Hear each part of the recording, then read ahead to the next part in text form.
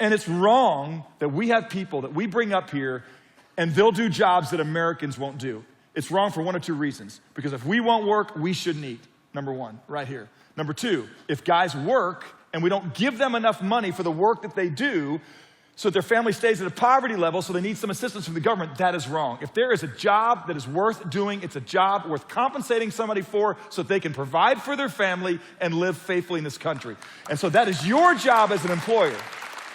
We don't need to raise the minimum wage. You need to know, how are the folks at my company doing? Now, we shouldn't all live in the same house, drive the same cars. But if they can't educate their kids, provide for health care for their kids, if they can't take their wife on a date, if they can't every now and then entertain themselves in appropriate ways to have some fun, because you are keeping them at a certain levels to maximize your profits, if you're a company owner, that, my friends, is not a biblical process. We've got a major wage disparity in our country. Executives, you ask the common working man how much an executive should make more than them.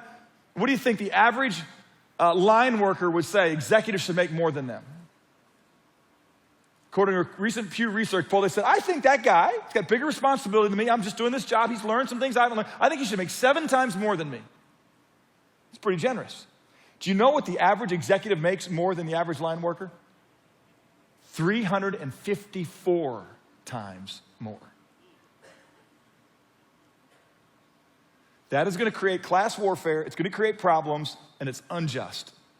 And I'm going to tell you, if you're a business owner here at Watermark, I'm asking you, don't make the government pay your people generously. You cut into your profit margins. You love your people. You pay them generously and help them provide for their family and care for them. It is our job. We've got to, by the way, you want to do something great? You give people jobs. We've got a ministry here called Faith at Work, where we're trying to get owners of companies to work with us. It's a program. Get a hold of us. jward@watermark.org. Just email the church. We're trying to work with you in a discipleship-based program to give people jobs where they can provide for their family and be a productive contributor to society.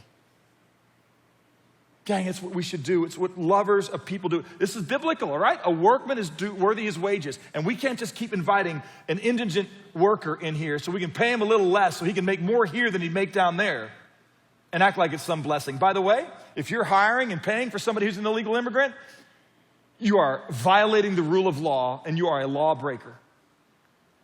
And I'm going to tell you to stop doing it. You're part of the problem. And the reason you're probably doing it is because of greed, and it's helping you. And it's wrong and unbiblical.